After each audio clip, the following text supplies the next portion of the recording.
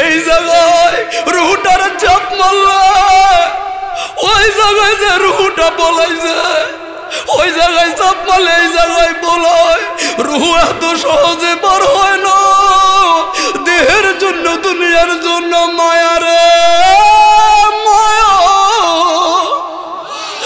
ও মা,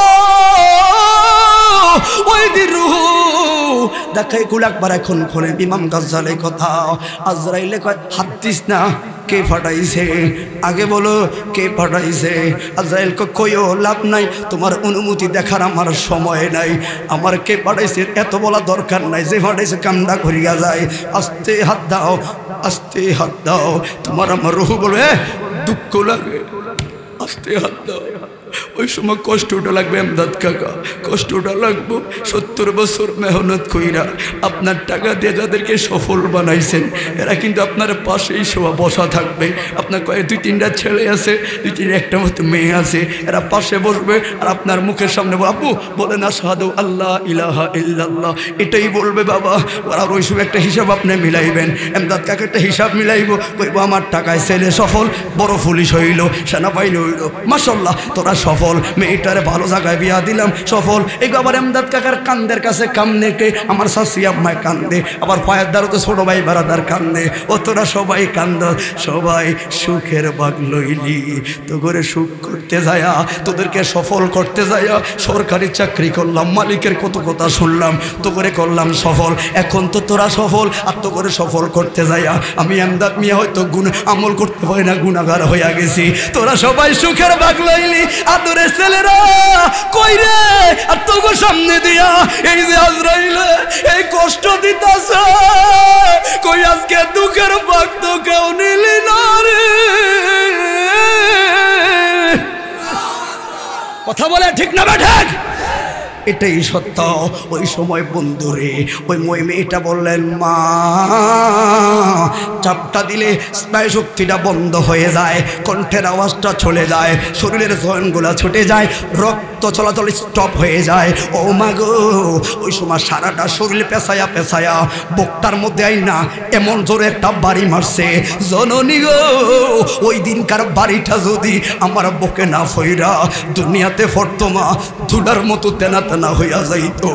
ওই সময় এত কষ্ট দিয়া আমি 13 বছরে মেয়ের রুহুটা নিল। জননী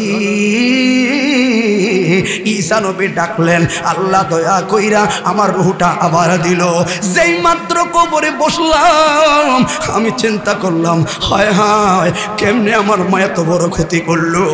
একবার 3 মাস আগের আজরাইলের কষ্টের দখল এখনো যায় না গো। এখন যেহেতু আবার রূহ পাইছি, তার মানে আমার আবার মরা লাগবো, আবার আজরাইলের সামনে পড়া লাগবো গো, আমার পড়া লাগবো। তার মানে আবার আজরাইল আইব, আবার কষ্ট দিব মা। আল্লাহর নবীর পাইছো, দোয়া করাইতাম, কিল্লাই উঠাইছো, জীবিত হয়েছি, তার মানে আমার আবার মরা লাগবো।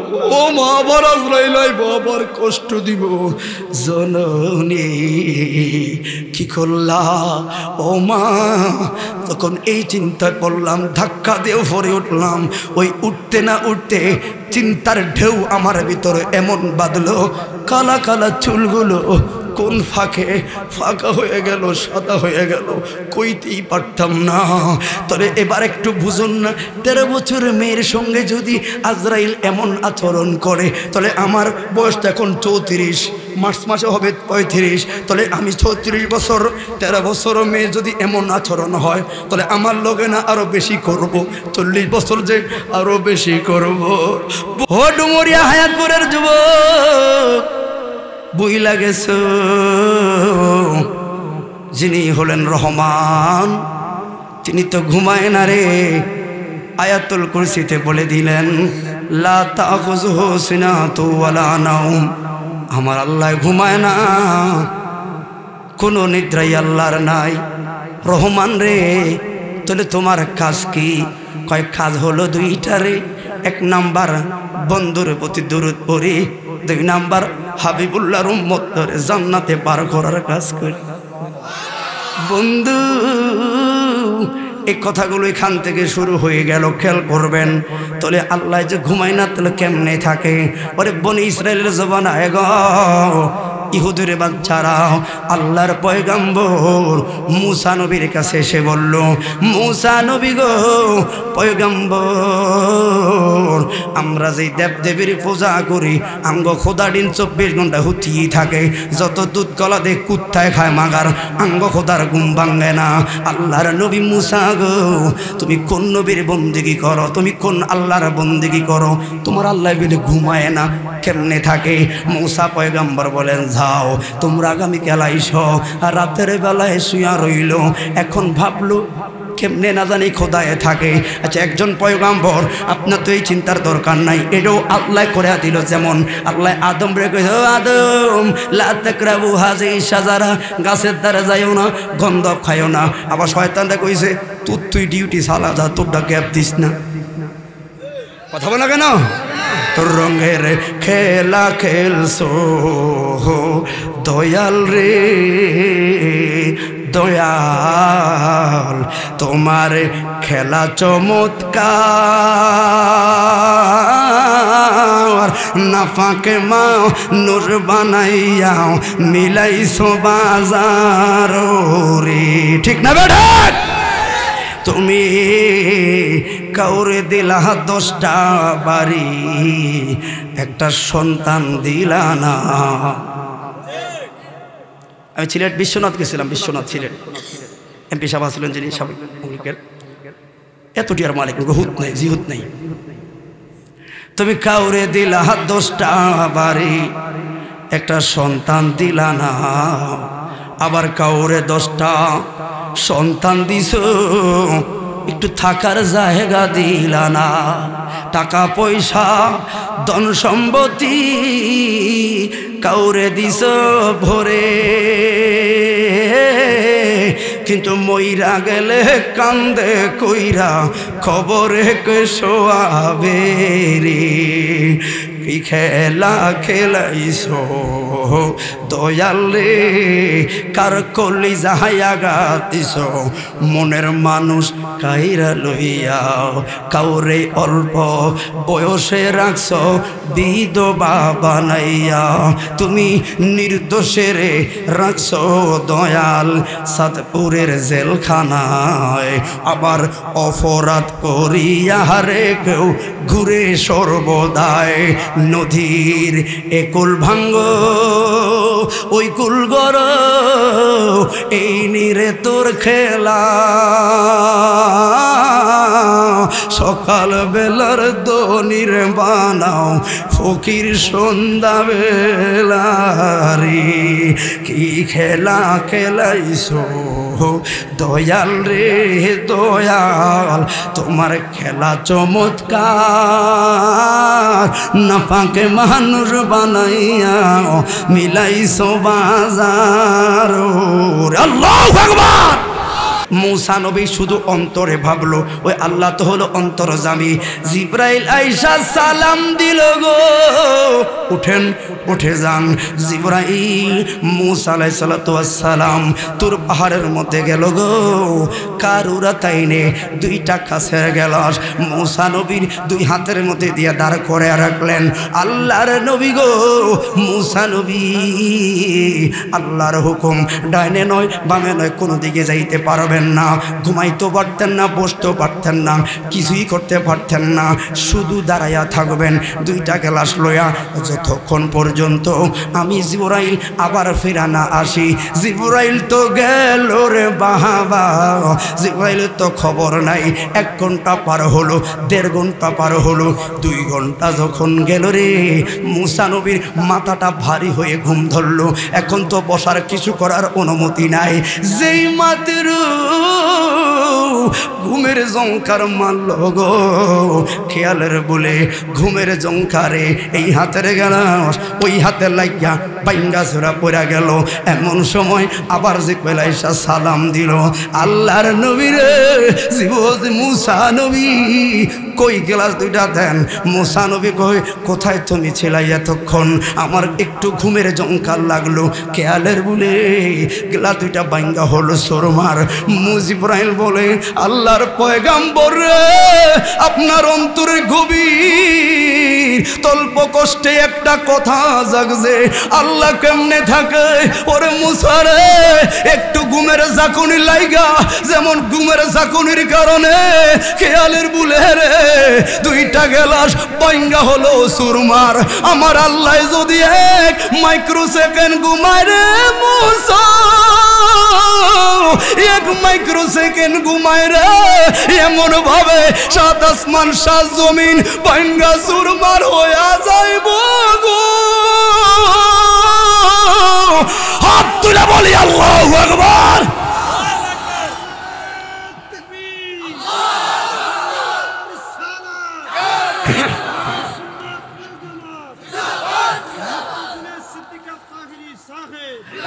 তাহলে ওই আল্লাহর নাম হলো আল কাইয়ুম, চিরস্থায়ী, সর্বসম্মতিক্রমে সর্ববস্থায় রহমান প্রেজেন্ট। কথা বলুন ঠিক না বেঠে?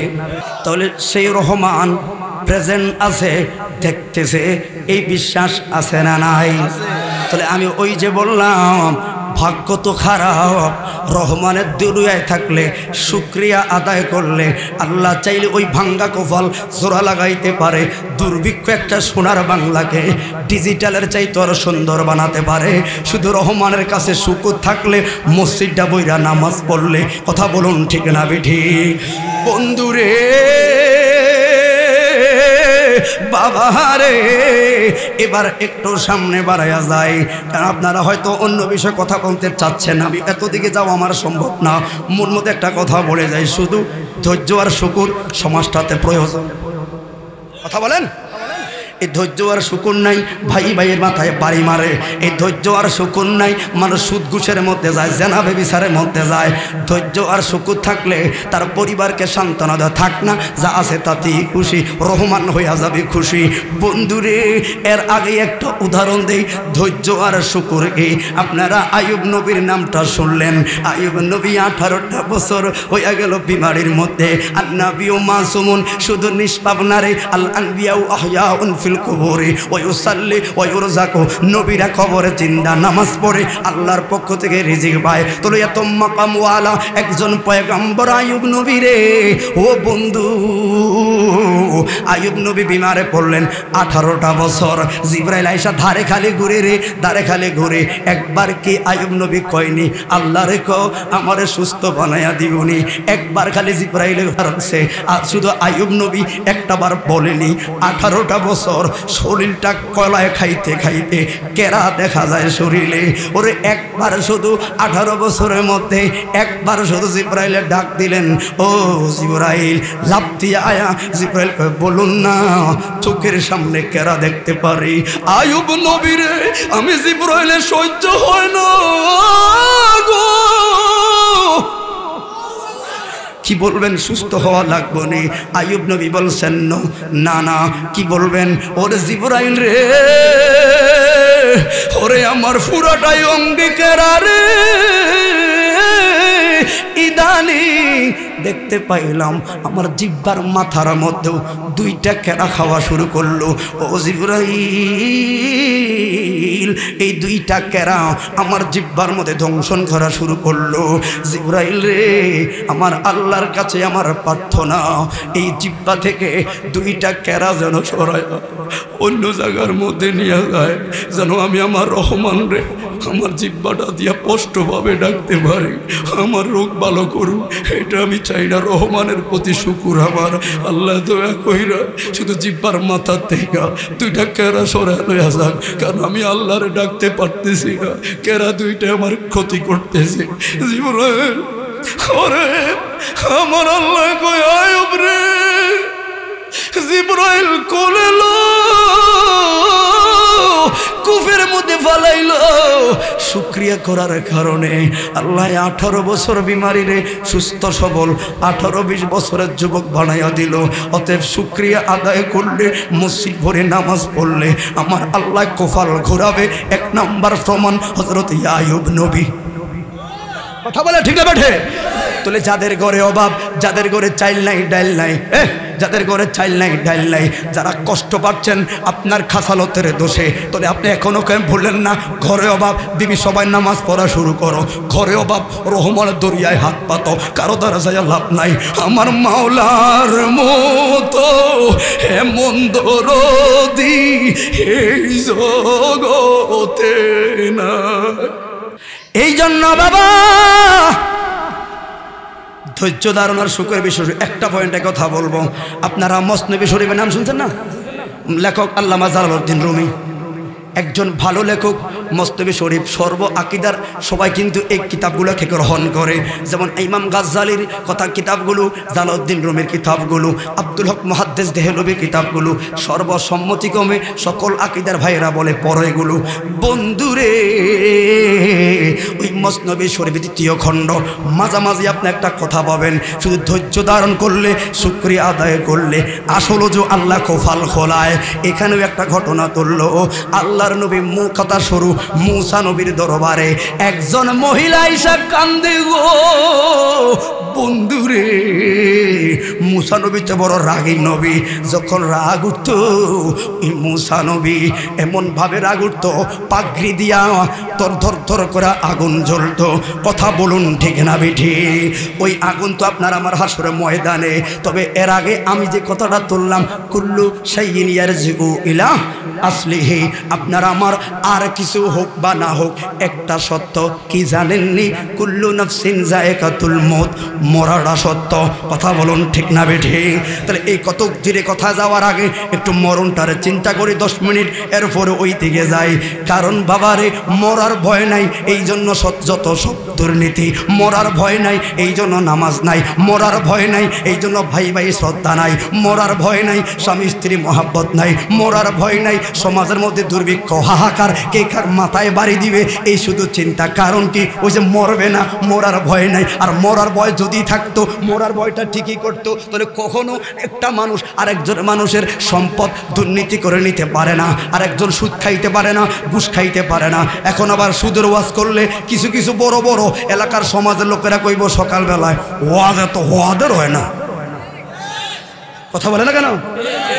তো সবুজ কইব কি তখন বেকে কইল ওয়াজ সুন্দর, আমনে কি কোন এত সুন্দর কোনো হয় না। কারণটা কি?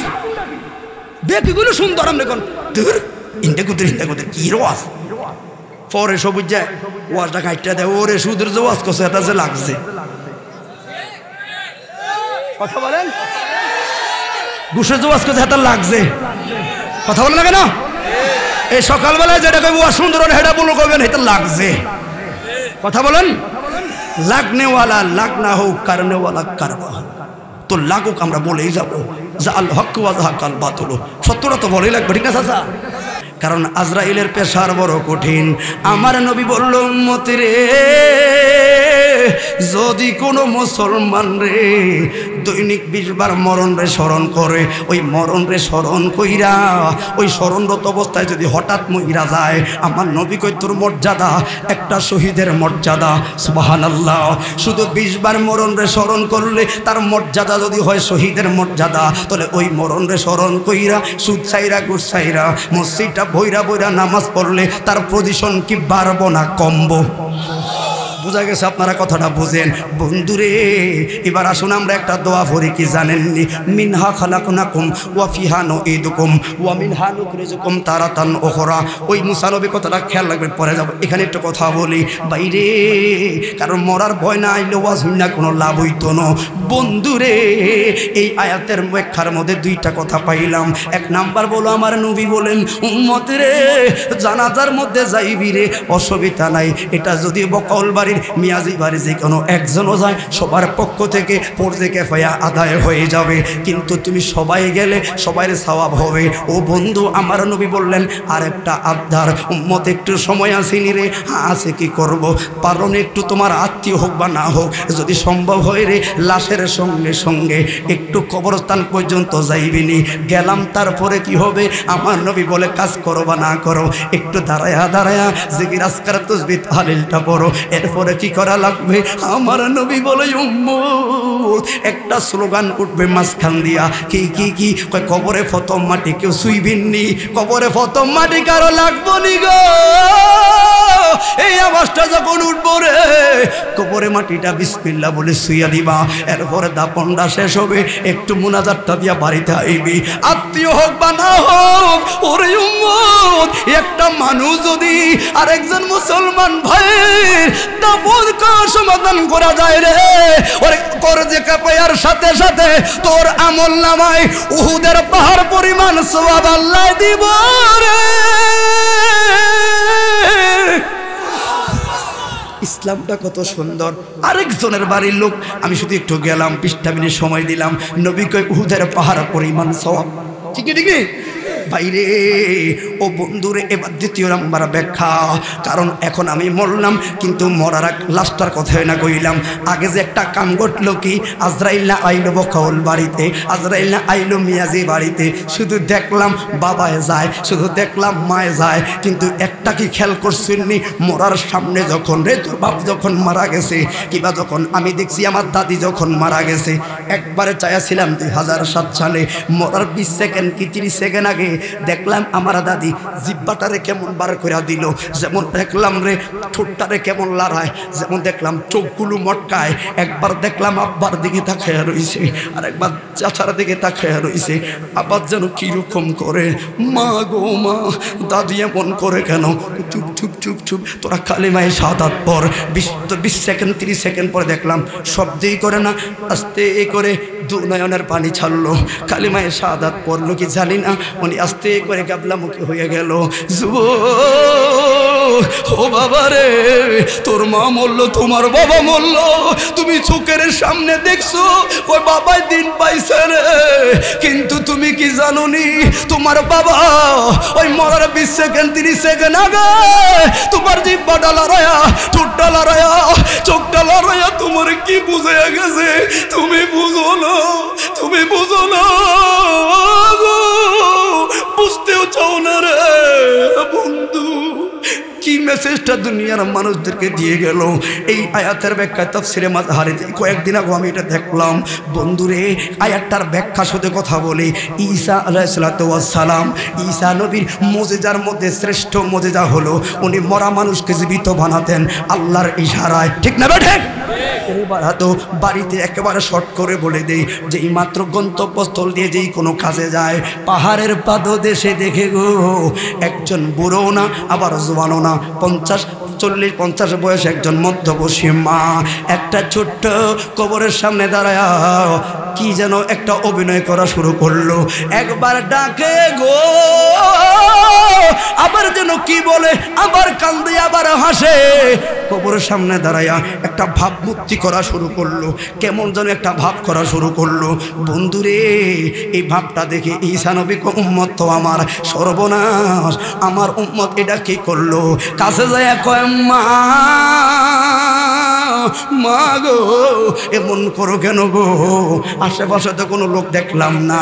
ওই বড় মা ঈসা নবীকে দেখে প্রথম স্লোগান দিল আল্লাহু আকবার, এরপরে কই ভালো হয়েছে আপনারে পায়াম, আল্লাহর পয়গম্বর আপনি না মোরা মানুষ জীবিত বানান গো। ঈসা নবী বললেন মা আমি না রে, আমি না, আল্লাহ করায়। কথা বলা ঠিক না বেঠে? ও মা তোমার কি হইল? আল্লাহর নবী গো স্বামীটা অনেক আগেই মরল, অনেক আগেই মরল, সংসারে ছিল আমার। আয়াতটা বলবেন মিনহা খালাকনাকুম, এই আয়াতটা খেয়াল এখন তাফসিরে মাযহারি খুলেন, আমার এই টেপের ভিতরে আছে। বন্ধুরে, ওই মহিলা বললেন অনেক আগে মরল স্বামী, সংসারে একটা 13 বছরের ছোট্ট মেয়ে, মেয়ে আমার সব, মেয়ে আমার অহংকার, মেয়ে আমার ভালোবাসা, কারণ আমার আছেই বলতে একটা মেয়ে, বড় আদরের সোনামণি। মেয়েটারে আমি চুলা আশ্রয় দিতাম, খাইতাম দিতাম, কত বাহানা করলাম, কিন্তু আজকে 3 মাস আগে গো আজরাইলের সাথে যুদ্ধ মোকাবিলায় আমি হেরে গেছি। আমার মেয়েটা আমার বুকটা খালি করে এই জায়গায় শোয়া। ওই যে দুনিয়াতে তোমার আবিগি একটা বক্তব্য ঈসানবী শুনতেছে, আল্লাহর পয়গম্বর দুনিয়াতে আমার মেয়েরে ডাকতাম, কই গো আয় মার সঙ্গে খেলবো, কই গো একসাথে খায়াম। ও নবী গো, আমার মেয়েটার কথা মনে হইলে ঘুম থেকে ওইটা দৌড়াইয়া কবরের সামনে আসি। কেমন স্বার্থপর হইল, আজকে 3 মাস মার লগে কথা কয় না, মার লগে খায় না। এই যে মায় বারবার থাকি শুনে না, হয়তো একটা রাগ করলো। রাগ করারও একটা কারণ আছে, জবান খুলে বলুন আল্লাহু আকবার। রাগ করার কারণটা আছে কেন জানো নি? ওই দুনিয়াতে থাকলে গরিব হইতে পারে, কিন্তু ভালো ভালো কাপড় পরাইছি আল্লাহর নবী। কিন্তু যেই দিন এই ছোট্ট ঘরে আমার মেয়েটাকে ঘটকায়া দিলাম, ওই দিন 5টা কাপড় দিলাম। কাপড়গুলো হয়তো বেশি দামি হয় নাই, কারণ এই কাপড়গুলো আরেকজনে কোন মার্কিন দোকান থেকে কিনে আনছে, হয়তো এগুলো কম দামি, আবার সিলিগুলো তো দেই নাই মোড়ে, এই জন্য অভিমান। আল্লাহর নবী আপনি না মরা মানুষ জীবিত বানান, 2 মিনিটের জন্য একটু উঠাইবেন নি, একটু দেখতাম আমার মেয়েটাকে, একটা নজর দেখতাম। ঈসা নবী বললেন, মা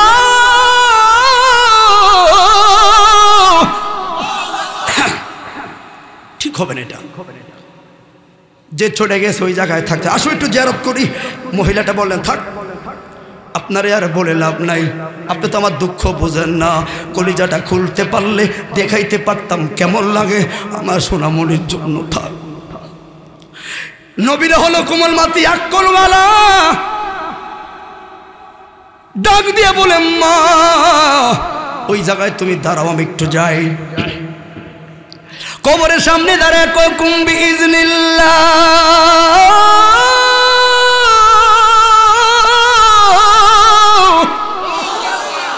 অনেকে আল্লাহ আকবার কই থারে না, মনে মুখে তালা মারিয়ে বাইক সাবি রেখেছি।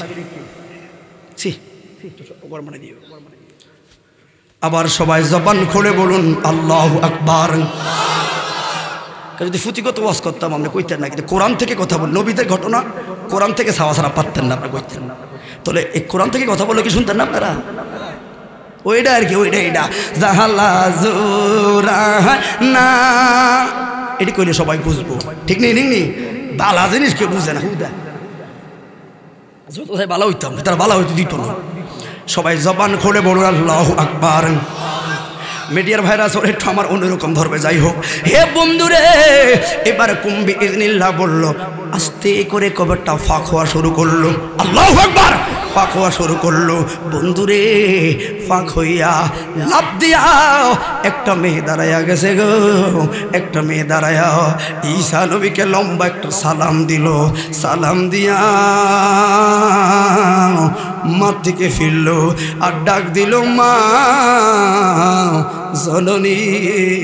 মা বাবা তো কখনো সন্তানের খারাপ চায় না, কয় হ্যাঁ মাগো, কিন্তু মা হইয়া তুমি এত বড় ক্ষতি আমার কেমনে করলা, কেন এত বড় ক্ষতি করলা?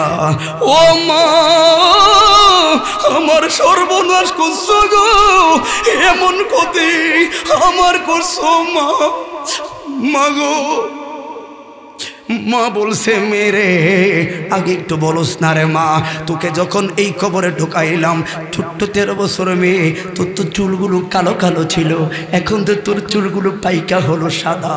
ও মা, কেমনে গো আমার কুফলে এত বড় বাড়ি মারলা, কেমনে এত বড় মা হইয়া আমার ক্ষতি করলা? কি গো, কি করলাম, কি ক্ষতি করলাম?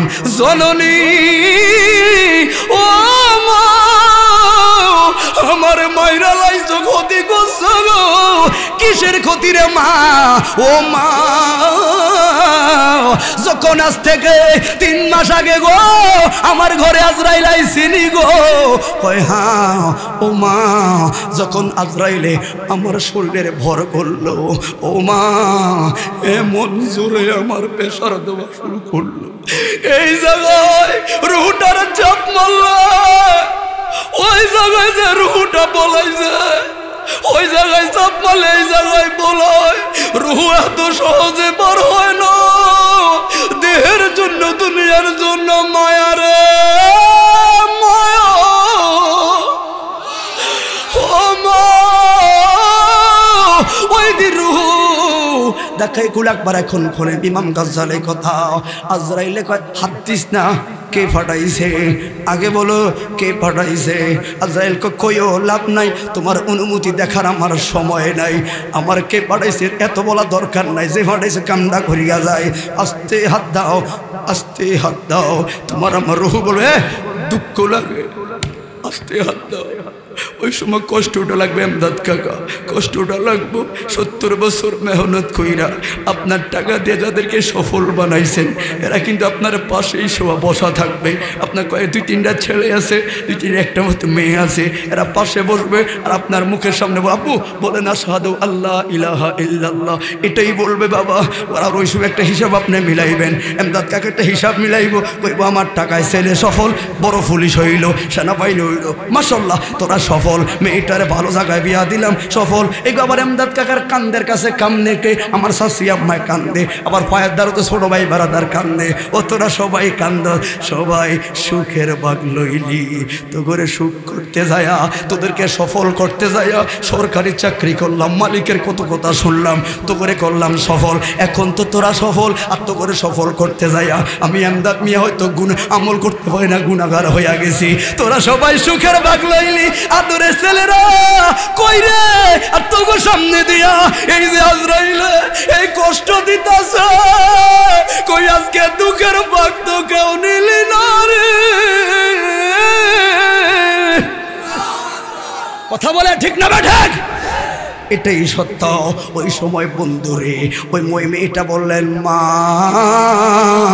চাপটা দিলে স্নায়ু শক্তিটা বন্ধ হয়ে যায়, কণ্ঠের আওয়াজটা চলে যায়, শরীরের জয়েন্টগুলো ছুটে যায়, রক্ত চলাচল স্টপ হয়ে যায়। ও মা গো, ওই সময় সারাটা শরীর পেঁচায়া পেঁচায়া বুকটার মধ্যে আই না এমন জোরে একটা বাড়ি মারছে। জননী গো, ওই দিনকার বাড়িটা যদি আমার বুকে না ফইরা দুনিয়াতে ফর্তমা ধুলার মতো তেনা না হইয়া যাইতো। ওই সময় এত কষ্ট দিয়া আমি 13 বছরে মেয়ের রুহটা নিল। জননী ঈসা নবী ডাকলেন, আল্লাহ দয়া কইরা আমার রুহটা আবার দিল। যেই মাত্র কবরে বসলাম আমি চিন্তা করলাম, হায় হায় কেমনে আমার মা এত বড় ক্ষতি করলো। একবার 3 মাস আগের আজরাইলের কষ্টের দখল এখনো যায় না গো। এখন যেহেতু আবার রূহ পাইছি, তার মানে আমার আবার মরা লাগবো, আবার আজরাইলের সামনে পড়া লাগবো গো। আমার পড়া লাগবো, তার মানে আবার আজরাইল আইব, আবার কষ্ট দিব। মা আল্লাহর নবীরে পাইছো, দোয়া করাইতামা কিনলাই উঠাইছো, জীবিত হয়েছি, তার মানে আমার আবার মরা লাগবো। ও মা আবার আজরাইল আইব, আবার কষ্ট দিব। জননী কি করলা ও মা? তখন এই চিন্তা করলাম, ধাক্কা দিয়ে পরে উঠলাম। ওই উঠতে না উঠতে চিন্তার ঢেউ আমার ভিতরে এমন বাঁধলো, কালা কালা চুলগুলো কোন ফাঁকে ফাঁকা হয়ে গেল, সাদা হয়ে গেল, কইতেই পারতাম না। তবে এবার একটু বুঝুন না, 13 বছরের মেয়ের সঙ্গে যদি আজরাইল এমন আচরণ করে, তাহলে আমার বয়সটা এখন 34, মার্চ মাসে হবে 35, তাহলে আমি 36 বছর, 13 বছর মেয়ে যদি এমন আচরণ হয়, তাহলে আমার লগে না আরো বেশি করব, 40 বছর যে আরো বেশি করব। বন্ধুরে দুনিয়ায় দিও গো তার নেগাও, মৌতে পাই যেন মুখে চাঁদ মাখাও,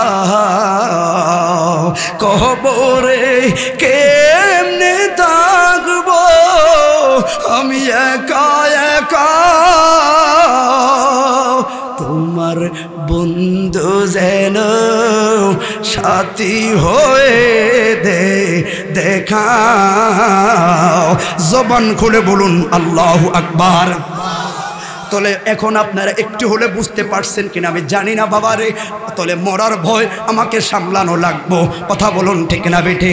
আম্মা জান আয়েশা কই ইয়া রাসূলুল্লাহ মাতা সাআতুন, কিয়ামতটা কখন হবে? আমার নবী কয় যার সামনে যেদিন আজরাইল আসবে ওর লাগা ওই দিনে কিয়ামত হয়ে যাবে, কথা বলে ঠিক না বেঠে? তাহলে এই কথা থেকে আমি বুঝতে পারলাম আমার মরার ভয় বড় কঠিন। তাহলে ওই মরার ভয় চিন্তা কইরা আল্লাহর পথে আসা দরকার আছে না নাই? এবার তকদিরের দিকে তাকিয়ে গেলাম, ওই একজন মহিলা মুসা নবীর কাছে আইসা কানলো। মুসা নবী বললেন, মা কান্দো কেন গো? আমার আগে খেয়াল আসেনি, আপনাদের খেয়াল আসেনি না? আল্লাহর কাছে শুকরিয়া আদায় করলে, ধৈর্য ধারণ করলে আল্লাহ ভাঙ্গা কোফালো জোড়া লাগাইতে পারে, ঠিক না ঠিক? এই জন্য আমার অভাবগ্রস্ত গরিব বাবাদের জন্য কথাটা বলে যায়, একটু শুনবেন আর এই কথাটা শুনে শুনে একটু আমল করবেন যে ভেড়ের ভোলায় কি বইলা গেছে। ওই মহিলা বললেন, নবী গো আপনার ইদানিং, খেয়াল করবেন, ইদানিং আল্লাহর সাথে কথাবার্তা হয়নি। আল্লাহু আকবার। হয়তো ওই একটু আবদার, একটু আল্লাহর কাছে জিগাইবেননি, ছোট্ট একটা মেসেজ আমার। মসনবী শরীফ 2য় খণ্ডে পাবেন। কি গো মা? কি হুজুর 12টা বছর হলো বিয়ে হইল, এখন একটা সন্তানের মুখ দেখি না, যে কলঙ্কিনী। লোকে অন্য অন্য বাড়ির মেয়েরা বন্দা কুযাত্রা কয়া গালি দেয়, এগুলো আমাদের সমাজে আছে না নাই? একটা বলে অনেকের 5-6 বছর হয়েছে সন্তান হইতে দেরি হয়েছে, তো আপনার আমার মার সন্তান হয় না, বাবার হয় না। আপনি যে কুযাত্রা অলক্ষী বললেন, কারণ আমি না জানি সন্তান দেওয়া না দেওয়ার একমাত্র হুকুমিয়ত হলো আল্লাহর, যেটা আল্লাহর সিদ্ধান্ত। ওই জায়গায় যে মস্কারি করলেন ইমান তো নাই, কথা বলে ঠিক না বেঠে? সব জায়গায় ফাইজলামি চলে না বন্ধুরে। 12টা বছর বললাম, যেই জায়গায় যাই ঘন্টা দিয়া দেয় গো, সমাজের মধ্যে ফেতনা শুরু হয়ে গেল, কেউ দেখতেই আমারে পারে না। প্রথম 4-5 বছর স্বামীটাও ভালো ছিল, এখন স্বামীটাও আইতে যাইতে মারে, কিন্তু আমার সহ্য হয় না, বিতক্ত হইয়া আপনার কাছে আইলাম। কই কেন? একটু আল্লাহরে জিগাইবেন নি, এই অভাগিনীর কুফলে আসলে কোনো সন্তান আদি আসেনি। আল্লাহু আকবার। কথাটুকুন খেয়াল করবেন ও যুবক, ও ডুমুরিয়া হায়াতপুরের বাবারা। এবার আচ্ছা ঠিক আছে, তাহলে কি হবে? ও আল্লাহর নবী গো, যদি থাকে একটা সিদ্ধান্ত, না থাকলে আর একটা সিদ্ধান্ত নিব। কথাগুলো সবাই একটু খেয়াল করবেন। শুধু আল্লাহর প্রতি ভরসা রাখলে, তকদিরকে বিশ্বাস করলে, শুকুর আদায় করলে রহমান যে কত খুশি হয়, এই কথাটা বলে যাই বাবারা। এবার আল্লাহর নবী গেলেন, কয় কালকে তুমি আইসো। আল্লাহরে বললেন, কীর্তন গেছেন আল্লাহ, দিলি বাকি হইতো। আল্লাহকে ঘুরাইও না, কোনটা কইতে আইসো ওই ডাকো। ওই মহিলার কপালে আসলে কোনো সন্তান আদি আসেনি। মহিলায় প্রশ্ন করলো, আল্লাহ বললেন, পয়গম্বর জানাইয়া দাও গো, ওই মহিলার কপালে কোনো সন্তান আদি আমি আল্লাহ রাখি নাই। আল্লাহু আকবার। সন্তান আদি আর হবে না, শেষ। মুসা নবী মুখটা বাজার, কিন্তু লা তাবদিলি কালিমাতিল, আল্লাহর সিদ্ধান্তের উপর আর কোনো কথা চলে না। এবার বাড়িতে আইলেন উম্মত মুসা নবীর। মহিলাটা বড় আশা লইয়া হাজির। মুসা নবী বলেন, কেমনে কইরা ডাক দিলেন, ও মা গো কষ্ট পাইও না মা, 12 বছর হয় না, আল্লাহ বলছে তোমার সন্তান আদি হইতো না। মহিলাটা মুস্কি হাসি দিয়া বললেন, আলহামদুলিল্লাহ। কি বলছে? কি কুমা ওই তো না, কেন বলছেন আলহামদুলিল্লাহ? আর ভাল লাগে না জীবনের প্রতি? এখন একটা সিদ্ধান্ত নিতে সুবিধা হবে। এই ডাক্তার ওই ডাক্তার, মানুষের যন্ত্রণা সহ্য হয় না। এখন তো একটা সিদ্ধান্ত আমার সুবিধা হলো, আলহামদুলিল্লাহ আমি খুশি। মহিলা গেলেন বাড়িতে। কথা শর্ট করে দেই, রুটি বানায় ধরেন ওই আরব দেশের সিস্টেমে। বন্ধুরে 3টা রুটি বানায়, 2টা স্বামীর জন্য, একটা নিজের জন্য। সকালবেলায় একজন ফকির ফকির দরবেশ, হুজুরের মতো একজন ফকির দরবেশ দরজার সামনে আয়া কয়, কেউ আসো নি গো মা, আজকে কতদিন খাই না, কিছু খানা দানা দেওয়া যাবে নি। ফকির বাবার মিষ্টি কণ্ঠের কথাটা শুই না, ওই যে রুটিগুলো হাতে, রুটিগুলো বের হইয়া গেল। পাগলা রুটি দেখে কয় মা, মারে আজকে 12 বছর খাই না, একটা রুটি দিয়া আমার কলিজাটা ঠান্ডা বানাইয়া দে, আল্লাহর কসম একটা সন্তান দিয়া তোর কলিজাটা ঠান্ডা বানাইয়া দিয়াম। হাত তুলে বলি আল্লাহু আকবার। লাগছে ফেস কিরমা হুজুর আঙ্গতে আল্লাহু আকবার, বাটপার হুজুর। আল্লাহ কয় হইতো না, আর তোকে হুজুরে কয় বের হল মোল্লা কয় হইব কেমনে? ফেসটা লাগছে নিয়ন। আল্লাহ তো কইলে হইতো না, আর হাগলা কই যে হইব। তাহলে এখন যদি 22 জান গিয়ে ফেস লাগবো নি একটা? হ্যাঁ, যত সামনে যাইবেন পেশ আছে, তবে লা তাকনা তুমি রহমতিল্লাহ। কথাটা বুঝেন? আরে টাইম তো ইচ্ছা করে বাড়াইতেছে। আল্লাহ আল্লাহ কবুল করে বলেন আমিন। ভাইরা আমার, পাগলা কি কইছে কথা খেয়াল করে, হর ভুল ধরবেন না বাবা, একটু বুঝছেন। বললো আমার সময় নাই গো, দিবিনি সময় নাই। আপিকি মাপ দিল বেত করে চোখের ফানি ফালাইয়া। বাবা কত ডাক্তারের কাছে গেলাম, কারণ সন্তানের জন্য মার তো বড় চাওয়া। ওর 5 লাখ টাকা খাবে আইলাম, 1 মাসে সরমারানি, কুমিল্লা ঠাকুর বাজার হয় না। এরপরে দেখবো হঠাৎ করে কোচ্ছার থেকে একটা বাচ্চা মহিলা হিসা কয়, ও করিমের মা, করিমের বউরে একটা তাবিজ আনছে 20 টাকা দে, সন্তান হইব। লাভ দিয়া যায় 20 টাকার তাবিজটা কিনা লাগায়। আর আমার বাবায় হাসিটা হাগল হয়ে গেছে, 3 লাখ টাকা খাওয়াইলাম সরমারানি রে, কাম হয় না। এটা 20 টাকা তাবিজ কিনছে, মায়ের 20 টাকা তাবিজের আশাও সার না। সন্তানের মায়া, সন্তানের মায়া, মা তো মা। ও যুবক, কেন মা বাবা বলে শ্রদ্ধা করো। কথাবার্তা চলতেছে, স্বামীর কণ্ঠে কথা গেল, বিবি গো কার লগে আলাপ আলোচনা করো। মহিলাটা বললেন, ও স্বামী রে, ওই ফকির বাবা কি বললো, রুটি একটা দিলে বেলে আমগো সন্তান হইব।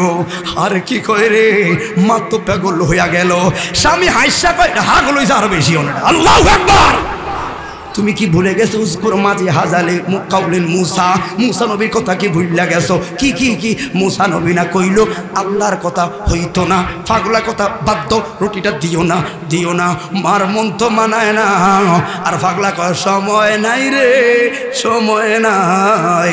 ও বন্ধুরে, বিভিন্ন আকীদা মসলকের ভাইরা থাকতে পারেন, একটু কথাটা শেষ পর্যন্ত বুঝবেন, আর না হয় বিতর্কে জড়ায়া যাবেন। ও বন্ধুরে, পাগলা কয় দিবিনি গো, দিবিনি গো, চইলা যায়। ওই মহিলা তাৎক্ষণিক একটা সিদ্ধান্ত গ্রহণ করলো, একটা রুটি নিজের কাছে রাখলো, বাকি 2টা রুটি স্বামীকে দিয়া দিল। আমনে 2টা আমনে নেন, তো তোর আমনের কোনো কথা নাই। কয় না, আমারটা আমি খাইবা হালাই আমার ব্যাপার। আচ্ছা ঠিক আছে। রুটিটা লইয়া পাগল বাবার কাছে যায়, কয় বাবা, বাবা গো নেন আপনার রুটিটা খান। একটা দোয়া শুধু চাই, কি সন্তান হোক বা না হোক, কিন্তু আমার সংসারটা যেন টিকে থাকে। এই জন্য আপনার কাছে দোয়া চাই, আমি স্বামীর আদলে যেন থাকতে পারি।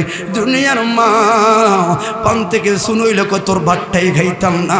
আর আগের যুগের মহিলারা শত কষ্টের বিনিময়ে স্বামীর সংসার ছাড়ার শব্দটা তাদের ভিতরে আসে নাই। কেন রে? ওরা সিরাতুল মুস্তাকিম রে মোহাব্বতের সহিত গ্রহণ করেছে। ও মা, ও ডুমুরিয়ার বোনেরা রে, ডুমুরিয়ার মা, আজকে জানি আওয়াজটা পুরো ডুমুরিয়াতে চলতেছে। সবাই জানি, আর শুনুক বা না শুনুক, পাগলের কথাটা ঘুম ভাঙ্গে হলো শুনবো। স্টেজে আসুক বা না আসুক, সবাই কিন্তু কান্ডা সজাগ আছে আজকে, ঠিক না? ঠিক। ও বন্ধুরে, কথাটুকুন খেয়াল করবেন বাবা। এবার রুটিটা দিয়ে দিল, পাগলা ঘপ করে রুটিটা খেয়ে ফেললো।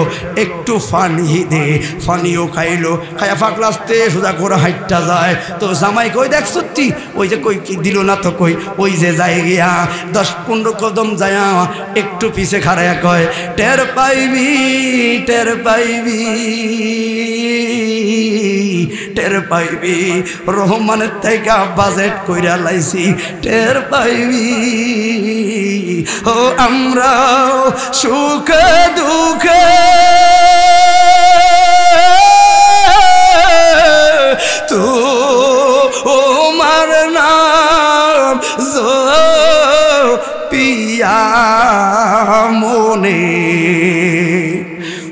শান্তি পাই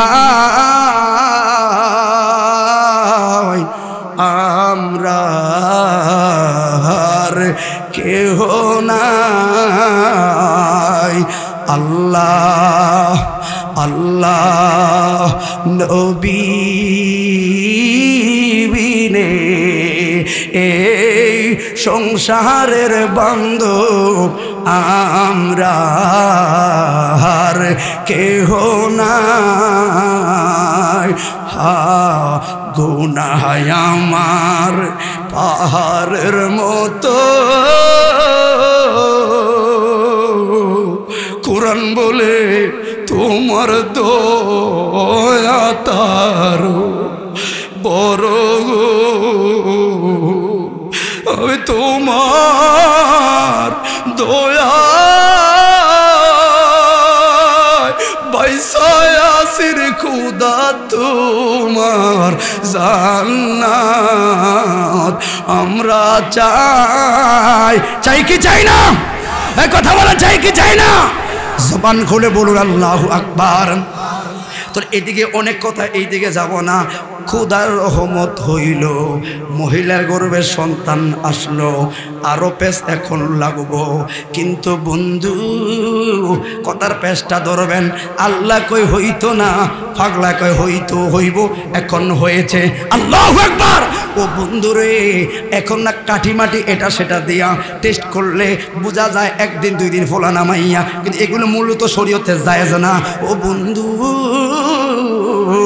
আগের যুগের বাবারা যারা আছেন, কমপক্ষে 3 মাস না গেলে আমার মায় শিওর হইতো না, বাবারা শিওর হইতো না। কারণ এই 3 মাসের ভিতরে অনেক দুর্ঘটনা ঘটে যায়, নষ্ট হয়ে যায়। এই মহিলার গর্ভের সন্তান রে, কিন্তু মহিলা আনন্দের ঢেউটা সামলে রাখলেন বুকে। এই কথাটা স্বামীর কাছে বলে নাই, কারণ এখন আনন্দে আনন্দে বলবো গো, মাঝখানে যদি সুইটা যায় আমার স্বামী না জানেই মাইরা লাইব। এই কারণে ভয়ে স্বামীরে বলে নাই। 3 মাস যখন হইল রে বাবা, গুরাম দিয়া ভূমি কইরা পইরা গেল। শর্ট করে দিয়ে স্বামী আইসা বললেন, কে কইছে অসুস্থ হলে রান্নার কাছে যাইতা? এই মহিলাটা ঘপ কইরা স্বামীর পায়ে ধইরা হাউমাউ করে কান্না শুরু করলো। স্বামী বলল, বিবি রে, ওই মুসা নবীর কথা থেকে শুইনা তোমার তো আর মারি নাই, অথচ ভিতরে ভিতরে কিন্তু চক্রান্ত করতেছে কোন কৌশলে মহিলাকে বিদায় করা যায়। কিন্তু এখন সামনাসামনি আরো মোহাব্বতের ভাইল চলতেছে। ও বিবি কাইন্দ না, উঠো, পাওগুলো ছাড়ো, তোমারা তো মারি নাই, তোমারা তো আমি কষ্ট দেই নাই, যা হবার তো কপালে হয়েছে, আমি তোমারে ছাড়বো না, কিছুই করবো না, যাও একটু আরাম করো। মহিলা বলেন, স্বামী রে, তোরে কেমনে বুঝাইতাম রে, কি হইল? এখনো বলে, ওরে আমার আল্লাহ, আমি অভাগীর প্রতি বড় দয়া করছে রে। কি হইল স্বামী রে? আমরা সচরাচর বাবা হই লজ্জার ব্যাপার, এগুলো